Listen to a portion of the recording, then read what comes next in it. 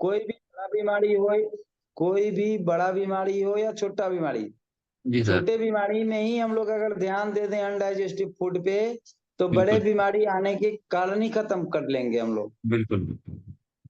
और पानी का सिस्टम सिस्टमेटिक केवल करा दे बचपन में ही बच्चों का, तो ये सबसे बड़ा समस्या गुरुजी बोले हैं।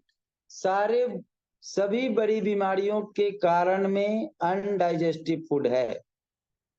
जितना ज्यादा अनडाइजेस्टिव फूड जिसको आता है वो ज्यादा उतना ही जल्द वो बड़े बीमारियों के शिकार हो जाते हैं। तो जैसे गुरुजी जो एक शब्द में लिख दिए हैं उसका बहुत सारा डिफिनेशन भी गुरुजी दे दिए हुए हैं। तो कोशिश ये रहता है कि जो भी गुरुजी का लिखा हुआ है उन शब्दों के लिए जो भी उनका लॉजिक है, लॉजिक के साथ हम लोग पूर्ण करें उस शब्द को। गुरु जी के शब्दों में ही, गुरु जी के लिखे हुए सेंटेंस से, सब वाक्य से ही। तो आज का जो क्लास है हमारा अनडाइजेस्टिव फूड, यूडीएफ, जिसको डॉक्टर लोग बोलते हैं कि ये सामान्य समस्या है, लगभग लोगों को आता है, क्योंकि वो जानते हैं कि इसके लिए कंट्रोलिंग का उनको पता नहीं है। पता अगर होगा भी तो उस पर वो लोग जाते नहीं कि यूडीएफ होता क्या है। होता भी है, होता तो है, मगर ये ठीक कैसे होगा ये सोच नहीं सकते, और सोच के भी वो लोग पूरा नहीं कर सकते, क्योंकि ये मेडिसिन की किसी की बात बस की बात है नहीं। वो तो हमारे डाइजेस्टिव का जब एचसीएल अप टू डेट होगा फिर ये बनेगा, फिर वो डाइजेस्ट होगा। तो इस पे आज बहुत प्यारा सा क्लास है हमारे प्रविंदर जी का। हम लोग प्रविंदर जी की तैयारियों का आनंद लेते हैं। और उसके बाद हम लोग न्यूरोथेरेपी में गुरु जी की सोच, गुरु जी का और गुरु जी का सोच का थोड़ा सा चर्चा करेंगे। फिर हम लोग कोर्स के बारे में आएंगे, इस कोर्स के लिए कैसे कैसे क्या क्या करना है। और हम सबों को मिल करके इसमें लगना पड़ेगा। अब वो दिन आ गया कि अपने अपने गति को हम लोगों को बहुत स्पीड बढ़ाना पड़ेगा, क्योंकि बीमारी के गुरुजी लिखे हुए हैं कि बीमारी के कंडीशन को तब हम लोग ठीक करते हैं जब इम्यून सिस्टम को बड़ा करते हैं बीमारी के गति से। वैसे ही न्यूरोथेरेपी के गति को और डेवलप कराने के लिए ये जो निगेटिव गतिविधियां बढ़ रही हैं उनको हम लोगों को, उनसे बड़ा हम लोगों का अपना लकीर खड़ा करना पड़ेगा। यानी डिजीज से बड़ा इम्यूनिटी का लकीर गुरु जी जैसे लिखे हैं। वैसे ही न्यूरोथेरेपी को डेवलप कराने के लिए जो बैड एलिमेंट टाइप के लोग आकर के न्यूरोथेरेपी को जो डगरे के बैगन की तरह सेल कर रहे हैं, उनसे हम लोगों को बचा करके अपने आप के, अपने लकीर को, अपने स्टेज के, अपने सोच को हम लोगों को बड़ा करना है। तो अभी हम लोग पहले गुरु जी के ऊपर जो क्लास है, गुरु जी के उस शब्द के ऊपर कि सभी बड़ी बीमारियों के पीछे कारण यूडीएफ है, इसमें परविंदर जी की तैयारियों का हम लोग आनंद लेते हैं बिना समय गंवाए। गुरुर् ब्रह्मा गुरुर्विष्णु गुरुदेवो महेश्वरा, गुरु साक्षात परम ब्रह्म तस्मै श्री गुरुवे नमः। तमेव माता च पिता तमेव, तमेव बन्धु च सखा तमेव, तमेव विद्या द्रविणं तमेव, तमेव शरणं मम देव देव। जय गुरु जी, जय निवृत्ति। परविंदर जी आप अपने क्लास को बिना समय गवाए जी। स्टार्ट करें, हाँ फिर जी। आगे हम लोग देखेंगे, अन्य विषयों पे चर्चा करेंगे। जी। सभी को जय गुरु जी। जय निरंतर और गुरु जी के चरणों में वंदन। और उनसे यही प्रार्थना कि आज का जो टॉपिक है यूडीएफ टॉपिक, जो हमारा अनडाइजेस्टेड फूड इन मोशंस, जो उन्होंने बताया था कि सभी बीमारियों का मुख्य कारण ही यूडीएफ का आना है। वहीं से सभी बीमारियों का शुरुआत होती है, चाहे छोटी हो या बड़ी हो, बच्चा हो चाहे बूढ़ा हो, जवान हो, कोई भी हो। आज के टाइम में ये दिक्कत सभी को मिलेगी आपको देखने के लिए। इसी को समझने के लिए कि इसका एनाटॉमी और फिजियोलॉजी क्या कहती है, कि क्या सिर्फ हमारा एक ही ट्रीटमेंट काम करता है, कि सिर्फ हम एक ही पॉइंट देते रहें बार बार तो क्या उससे ठीक हो जाएगा।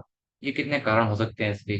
तो सबसे पहले इसका ये शुरुआत होती कहाँ से है, और फिजियोलॉजी क्या है इसकी, हमें करना क्या है इसमें, वो हम जानेंगे आज इस क्लास में। तो गुरु जी से यही प्रार्थना करने के करते हुए कि हमें ये टॉपिक आपकी कृपा से समझ आए, हमें कुछ नहीं आता। ये क्लास को हम शुरू करते हैं। सबसे पहले दो वाक्य बोलते हुए। अंधकार से खींचकर मन से भरे प्रकाश, ज्यों मैली चुनरी धुले, सोहत तन के पास। अंधकार से खींचकर गुरु हमें लेके आते हैं ज्ञान के प्रकाश की तरफ। जैसे कि मैले कपड़े को धोते कैसे उसमें मैल निकलती है, ऐसे गुरु हमारे मन को धोते हैं, हमारे विचारों को धोते हैं। तो ऐसे गुरु को हम प्रणाम करते हैं, बार बार शत शत नमन करते हैं कि ऐसे गुरु का सानिध्य हमें मिला और हम उनकी ही कृपा से सब कुछ समझ रहे हैं, आगे भी समझते रहेंगे। उसके साथ साथ सबसे पहले एक बड़ी ही प्रचलित हमारे यहाँ पे नॉर्थ इंडिया में तो बहुत प्रचलित है ये कहावत एक, कि ठाडे आदमी के तो भाटा भी पच जाया करे। फिर से रिपीट करूंगा, ठाडे आदमी के तो भाटा भी पच जाया करे। ये हरियाणा की बड़ी प्रचलित कहावत है, बहुत बोली जाती है लोगों में, कि जवान आदमी में तो हमारे यहाँ के गांव के लोगों में तो पत्थर भी हजम कर जाते हैं लोग। ऐसा हरियाणा के लोग, पंजाब के लोग बहुत कहते हैं कि जवान बंदा तो है, पत्थर भी हजम कर जाएगा ये तो। लेकिन आज के टाइम में कोई पत्थर हजम नहीं कर पा रहा है। उत्तर भारत के क्षेत्रों में ये कहावत है, ये ऐसा बोलते हैं, जो काफी लोग प्रचलित हैं। मतलब जन जन को पता है इस चीज के बारे में, बहुत प्रचलित कहावत है, ये बोल है वहां का, कि जवान आदमी को तो पत्थर भी हजम हो जाता है। और आज भी कई 70 से 80 साल के ऐसे ऐसे सुनने हमें देखने को मिलेंगे, जो इस उम्र में भी घी की कहनी चलते फिरते भी जाते हैं। अब उनके पेट में क्या ऐसा है और हमारे में क्या ऐसा नहीं है जो लोगों में नहीं है, कि बूढ़ा आदमी जो उस समय का था वो तो घी पी जा रहा है लगातार, जो फिट आदमी है, कसरत करता है, रोज अपनी डाइट कंट्रोल में रखता है, वो भी पी रहा है। लेकिन एक आम आदमी की जिंदगी में क्या ऐसी दिक्कत है, उसके शरीर में क्या दिक्कत है ऐसी, कि उसको खाना हजम ही नहीं हो रहा, और खाना ऐसे कैसे बाहर आ रहा है। बच्चों को अक्सर कहते हुए सुना है कि इसको खाना देते हैं लेकिन इसको खाना लगता ही नहीं शरीर में। इसको तो बहुत खाना खिलाया हमने, घी बहुत खाता है, मेवा खाता है, लेकिन फिर भी शरीर पकड़ नहीं रहा है इसका। क्यों नहीं हो रहा? क्योंकि यूडीएफ की दिक्कत है, बच्चे बच्चे को भी खाना हजम नहीं हो रहा, ना उसने चबा के खाया। गुजरे का उसकी दिक्कत भी नहीं है, चबाने की दिक्कत नहीं है, पेट की एचसीएल की दिक्कत है, लेकिन पेट में एचसीएल भी नहीं है।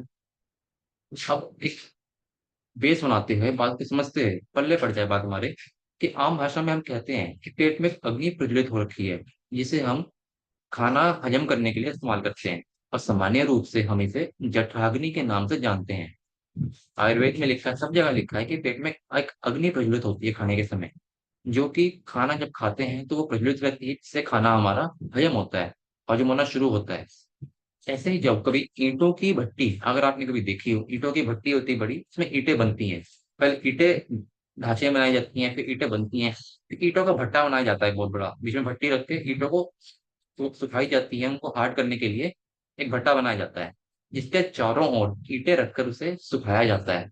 लेकिन जब कभी वहां अचानक से बारिश पड़ जाए, तो सारे किए कराए पर पानी फिर जाता है, सारी ईंटें गीली हो जाती हैं, और इसे हम कहते हैं, यहाँ पे नॉर्थ इंडिया में इसको कहते हैं भट्टा बैठ जाना। इसका मतलब है किए कराए पर पानी फेर देना। ऐसा ही हम अपने शरीर के साथ ही कर रहे हैं। ऐसा ही रोजमर्रा की जिंदगी में सभी लोग किसी ना किसी तरीके से अपने पेट की जठराग्नि को शांत करने के लिए हर एक संभव प्रयास कर रहे हैं, कि किसी तरह तो पेट की अग्नि शांत हो, और किसी तरह तो मैं बीमार पड़ जाऊं। माने पेट के एचसीएल को शांत कर देते हैं, जिसके कारण उनको गैस और ली में दर्द आ जाता है। जैसे शुरू में बोला हमने अभी, मट्टा बैठ जाना यानी कि किए किराए पर पानी फेर देना। वही पानी की समस्या जो हर एक बंदा दोहराता है बार बार। ना खाने से पहले पानी पीने का टाइम है, ना खाने के बाद पानी पीने का कोई निश्चित समय है। कभी घंटा बाद, 2 घंटा बाद, नहीं तो कोई लोग तो हैं ऐसे जो घुट घुट करके पानी पीते रहेंगे, बोलेंगे कि हमारे तो गले से नीचे उतरता ही नहीं है जी। तो उतारने के लिए क्या करें? उतारने के लिए अपनी आदतों को बदलना जरूरी है। आदतें बदलेंगी, जैसा आदत डालेंगे शरीर को वैसे ही आदत लगेगी। शरीर को अपने आप से बनकर कभी नहीं आता। हमने जैसी आदत डाली है, हेरिडिटरी है चाहे लाइफस्टाइल की है, वो डालने से ही डरती है। अब रोजमर्रा में हम जो कार्य करते हैं खाने पीने के, वो तो खराब है ही, लेकिन इसके कारण हमारे गैस नली में दर्द आता है। किसी की भी देखेंगे आपको गैस नली में दर्द मिलेगा ही मिलेगा। गुरुजी ने क्या लिखा है इसके बारे में, कि जब मोशंस में अनपचा खाना दिखाई दे तो हम उसे यूडीएफ कहते हैं। इसके बारे में पहले ही लिखा गया है। गुरुजी की खोज है कि सभी पुरानी बीमारियों के रोगियों को अनपचा खाना आना अक्सर अक्सर देखा जाता है। उदाहरण के लिए बैम्बू स्पाइन है, एंकिलोजिंग स्पॉन्डिलाइटिस है, cancer, hepatitis B, R A positive, idiopathic rickets, deformity of bones, idiopathic scoliosis. जहां भी इडियोपैथिक दिख जाए, इसका मतलब है, ये शब्द सूचित करता है कि ये बीमारी क्यों आई, इसका ठीक कारण मालूम नहीं है। और गुरु जी ने हर बार बोला है कि जहाँ पे इडियोपैथिक दिख जाए, वहां पर सिर्फ तुम्हें पेट ठीक करना है, बीमारी अपने आप ठीक हो जाएगी। यह आपको देखने को मिलेगा एलिमेंट्री वेद भागचार पेज नंबर 20 पर।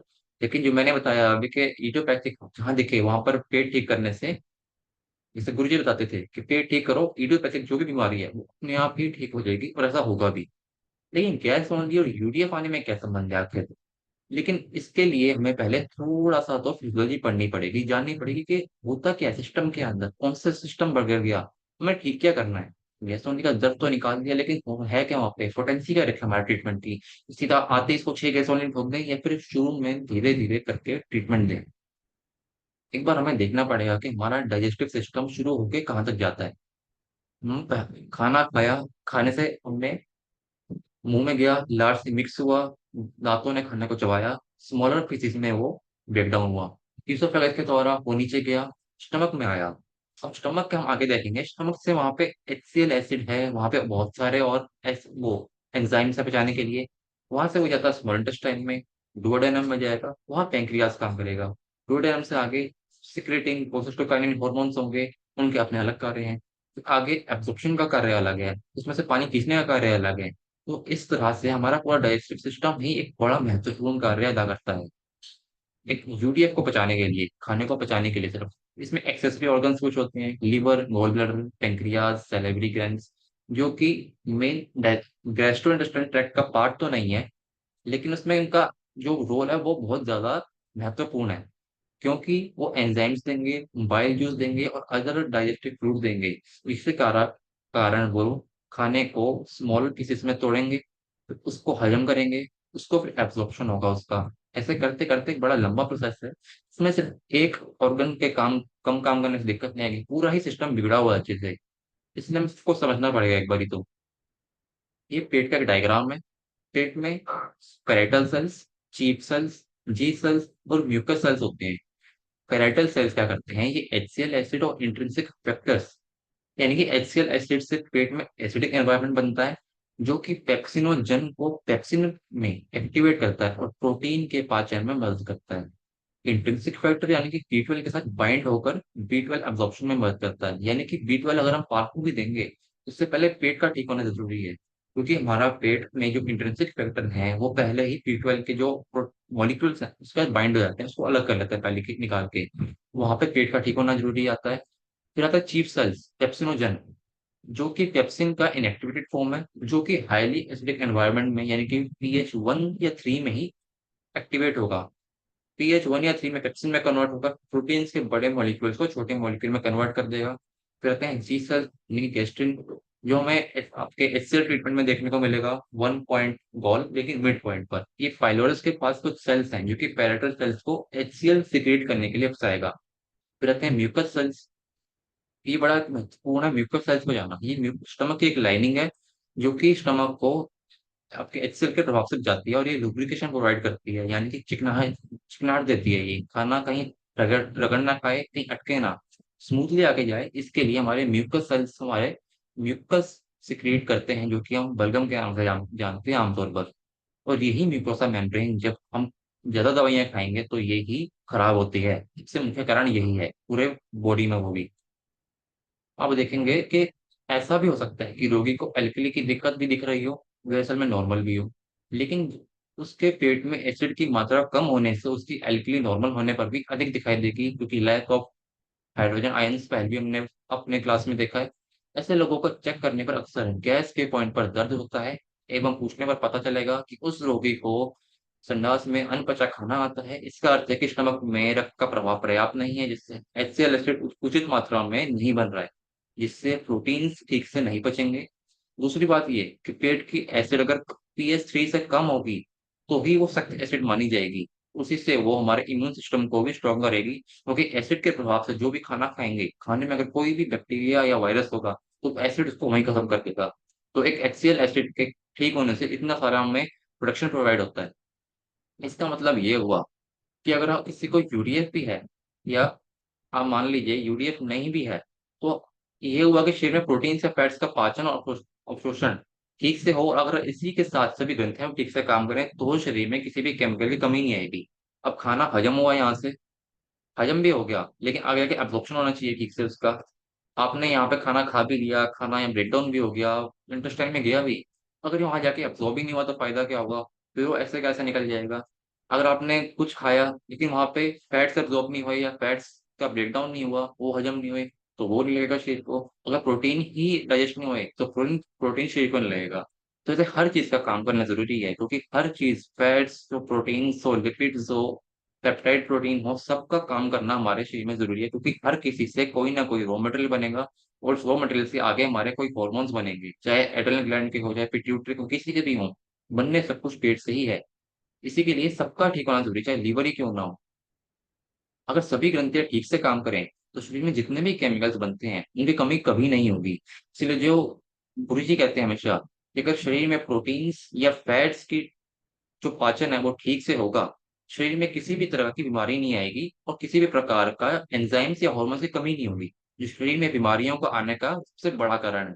अब हम बात आती है कि कैसे पता चलेगा कि शरीर में प्रोटीन्स ठीक से पचते हैं या नहीं। इसके लिए भी गुरुजी ने एक सरल तरीका ढूंढा है, सहज तरीका है बड़ा, कि क्वेश्चन पूछो हमेशा पेशेंट से। क्वेश्चन पूछते पूछते आपको उसका जवाब मिल जाएगा। जैसे ऊपर कहा गया है कि मुंह द्वारा निगले जाने पर भोजन के हर कण को रासायनिक रूप से प्रक्रिया होती है। ये तो ये भी स्पष्ट है कि रासायनिक प्रक्रिया के बाद खाई हुई चीजों की शक्ल सूरत बदल जाती चाहिए। पिछले शायद 60 सालों से 1 लाख से अधिक पेशेंट देखने के बाद गुरुजी ने ये जाना है कि सभी पुरानी बीमारियों के रोगियों में निश्चित ही रूप से ही स्वीकार है कि उनके मोशंस में अनपचा खाना यानी कि यूटीएफ आता ही आता है। उसमें आता क्या क्या है? टमाटर, बैंगन, भिंडी के बीज छिलके, चना, मटर, मूंगफली के दाने, धनिया, कड़ी पत्ता, पालक या मेथी का पत्ता, गाजर या बीटरूट के सलाद के टुकड़े मिलेंगे उसमें। तड़के में उपयोग किए गए सरसों, जीरा इत्यादि बहुत सारी चीजें ऐसे उनको यूडीएफ में दिखती हैं और सभी लोगों में आजकल ऐसा मिलता ही मिलता है।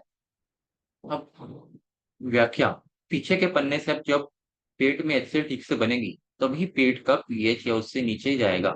उस पीएच में ही पेट में पेप्सिनोजन से पेप्सिन बनेगा जो खाने के प्रोटीन को बड़े बड़े टुकड़ों में जाकर आगे भेज देगा। बाद में डुओडेनम तथा जेजुनम में पेंक्रियास का एंजाइम काम करेगा, ट्रिप्सिन और काइमोट्रिप्सिनोजन। उन प्रोटीन के बड़े टुकड़ों को छोटे टुकड़ों में बना दिया जाएगा, जिससे अंतड़ियों के अन्य एंजाइम्स और महीन टुकड़ों में बचाकर उन्हें इलियम में सोख देंगी।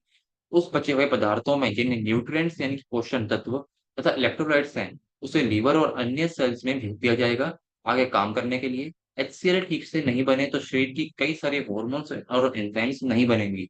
उसी से बड़ी बड़ी बीमारियों का आवागमन होता है। डायग्नोसिस की ये निराली सोच सारी मानव जाति के लिए गुरुजी का एक महत्वपूर्ण खोज है। इसमें बड़ी महत्वपूर्ण बात गुरुजी ने बोली है कि पहले खाना पेट में बचेगा, फिर आगे स्लो अंडरस्टैंडिंग डुओडेनम में पैंक्रियाज और अन्य इसके जो लीवर है एंजाइम्स वो बचाएंगे। आगे जाकर उसका एब्जॉर्प्शन होगा, इतनी प्रक्रिया होने के बाद रॉ मटेरियल बनेगा। तो ये कहना आज के टाइम में तो पूरा वो नहीं हो सकता कि सिर्फ हम गैस ओनली देंगे तो ही यूडीएफ ठीक होगा। जैसे अभी देखा कि गैस ओनली के स्टिमुलेशन से भी हम यूडीएफ को ठीक करते हैं, प्रोटीन और अन्य पदार्थों के पाचन को ठीक करते हैं। लेकिन डाइजेस्टिव सिस्टम में स्टमक के बाद जब खाना स्मॉल इंटेस्टाइन में पहुंचता है तो इसके बाद पैंक्रियाज अपने पाचन एंजाइम से खाने को डाइजेस्ट करेगा। इसका मतलब ये हुआ कि गैस होने के बाद पैंक्रियाज का भी बहुत बड़ा रोल है, क्योंकि पैंक्रियाज के पास डाइजेस्टिव एंजाइम्स हैं, lipase, amylase, protease, trypsin, chymotrypsin जैसे एंजाइम्स हैं, जो कि खाने में से प्रोटीन्स और फैट्स और लिपिड्स जो भी उसका ये प्रोटीलाइसिस करेगा, उसको तोड़ेगा छोटे ग्राउंड में, तब जाके वो आगे एब्जॉर्ब होंगे। पैंक्रियास का छोटा डिस्क्रिप्शन है कि पैंक्रियास 7 इंच लंबी एक ग्लैंड है। इसके अंदर भागों की बनावट है, इसके एक्सोक्राइन और एंडोक्राइन दो पार्ट हैं। हालांकि हेड ऑफ पैंक्रियास ये सबसे चौड़ा भाग है जो पेट के दाहिने और के डोडेनम के मोड़ पर सेमी सर्कुलर शेप में बना हुआ है। इसी के बीच से पैंक्रियाटिक डक्ट निकलती है जो कि इसका एक्सोक्राइन पार्ट है, जो कि डायरेक्ट अपना जो सिक्रीशन है वो स्मॉल इंटेस्टाइन में छोड़ता है। इसके जो आगे के भाग है वो एंडोक्राइन पार्ट है जो अपना सिक्रीशन डायरेक्टली ब्लड फ्लो में छोड़ देता है। पैंक्रियास के सिक्रेशन जो एक्सोक्राइन वो होते हैं जो कि अपना जो स्राव है, सिक्रेशन है, वो सीधा एक नली के द्वारा एक जगह पर छोड़ते हैं। एंडोक्राइन वो होता है जो अपने हॉर्मोन्स डायरेक्टली ब्लड में छोड़ते हैं। एक्सोक्राइन और एंडोक्राइन में फर्क पता होना चाहिए। पैंक्रियास में दो तरह के सेल्स होते हैं जिनसे अगला अलग अलग जो आपके सिक्रेशन है वो निकलते हैं, एस्सेनी सेल्स तथा उनके बाहर की निकायों के डक्टल सेल्स। हर रोज पैंक्रियास 1200 ml स्राव डुओडेनम में खाली करता है, इसे पैंक्रियास का एक्सोक्राइन फंक्शन कहते हैं। पैंक्रियास के अंदर डक्टल सेल्स है, वहां पे सोडियम बाइकार्बोनेट होता है। सोडियम बाइकार्बोनेट क्या करेगा, जो वहां से खाना आया है एसिडिक उसको शांत करेगा, फिर उसके बाद वहां का पीएच जो होगा वो न्यूट्रल से लेके थोड़ा एल्कलाइन एनवायरनमेंट में आएगा। वहां से फिर पेंक्रियास के डाइजेस्टिव एंजाइम्स निकलेंगे, फिर वो आगे उसको पचाएंगे। वहां पे मेन काम करते हैं आपके pancreatic amylase, pancreatic lipase, trypsin, chymotrypsin. Amylase क्या करेगा, कार्बोहाइड्रेट्स को बचाएगा। लाइपेज क्या करेगा, लिपिड्स और फैट्स को बचाएगा। ट्रिप्सिन काइमोट्रिप्सिन ये दोनों मिलकर प्रोटीन्स को अमीनो एसिड में बदलेंगे। इसका मतलब अगर पैंक्रियाज ने सही काम नहीं किया तो प्रोटीन्स का जो पाचन है वो ठीक से होएगा ही नहीं, क्योंकि बाइल कभी हजम नहीं करता, बाइल एमल्सिफिकेशन करता है, वहां पे जाके वो बैठ जाएगा फैट्स के बीच में, उनको अलग अलग करेगा। अलग अलग होने के बाद उनको जब तोड़ना आसान होगा तो पैंक्रियाज के एंजाइम्स आएंगे इसको तोड़ने के लिए, फिर वहां से वो छोटे कणों में तोड़कर फिर अब्जॉर्ब होंगे। तो एक बड़ा लंबा प्रोसेस चलता है, ये सिर्फ एक इसमें काम नहीं करता कभी कि हम बोलेंगे एक ही पॉइंट दे दिया तो उससे ठीक हो जाएगा, ऐसा कभी नहीं होगा। आज के समय में ये होना तो और मुश्किल है।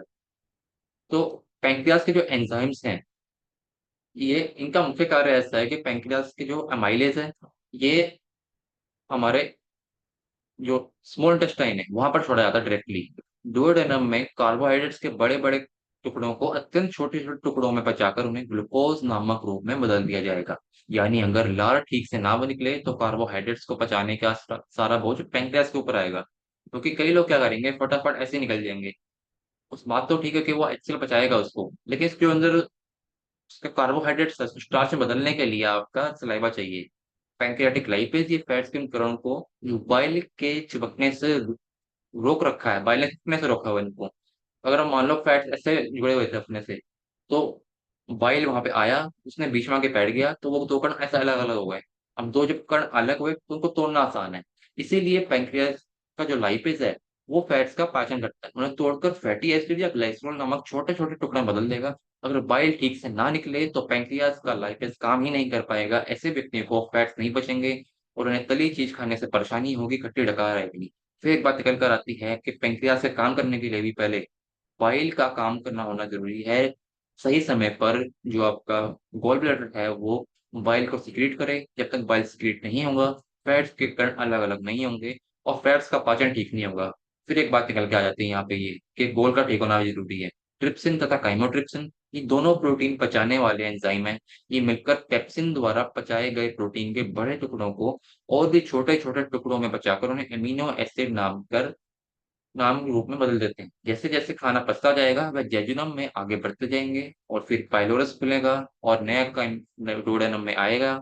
पचाया हुआ भोजन जब इलियम में जाएगा तो पीछे से जो इलियम की विलाई है उन्हें सोख लिया जाएगा और वहां पोर्टल वेन के द्वारा लीवर में भेज दिया जाएगा। कहने का मतलब क्या है, खाना खाया जम हुआ इंटेस्टाइन में गया, स्मॉल इंटेस्टाइन से फिर उसको सोख लिया जाएगा, सोखने के बाद उसको लीवर में भेज दिया जाएगा। लीवर फिर वहाँ प्रोसेसिंग करेगा खाने की, फिर वहां से आगे के जो प्रोटीन्स हैं उनको अमीनो एसिड बनाना, उनका आगे फर्दर प्रोसेसिंग करना, किससे क्या बनाना है वो काम लीवर करेगा। तो अब आप देखिए कि एक सिर्फ यूडीएफ में, सिर्फ एक यूडीएफ की दिक्कत में गैस होने के साथ साथ कितनी चीजों में दिक्कत आ रही है साथ में।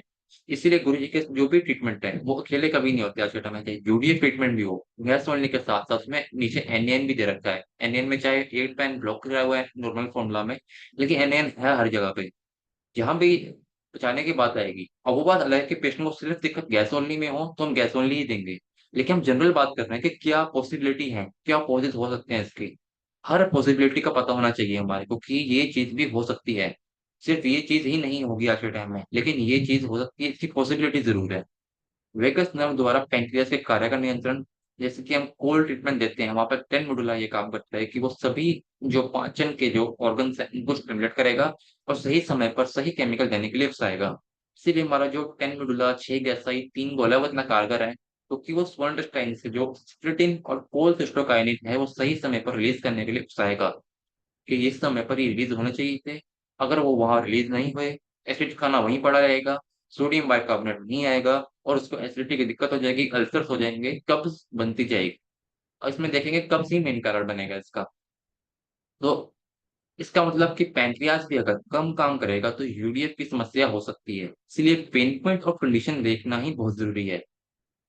पैंक्रियाज ने उसको बचाना है, लेकिन इसके साथ में जो सपोर्टिव गोल ब्लैडर है, सिक्रेटिन हार्मोन है, कोल्सिस्टोकाइनिन हार्मोन है, इसका ठीक होना भी जरूरी है। तो आज के समय में ये नहीं कह सकते कि सिर्फ मैं इसको ये 2 पॉइंट दूंगा तो वो ठीक हो जाएगा, सिर्फ पैंक्रियाज दिया तो पैंक्रियाज से ठीक नहीं हुआ, ऐसा जरूरी नहीं है। बहुत सारे कारण हो सकते हैं, कारण को जानना जरूरी है। अगर हमें वो पता है कि कहाँ पर हमें तीर मारना है तो तीर की दिशा ठीक होगी तो उसको तीर निशाने पर लगेगा जाके। इसलिए उसका डायग्नोसिस ठीक होना जरूरी है कि ये कार्य हो सकता है इस कारण से। क्योंकि कई लोग ऐसा भी है, कई लोगों में ऐसा भी है जिसमें गैसोलीन में दर्द नहीं होता लेकिन फिर भी उन्हें यूडीएफ आता है।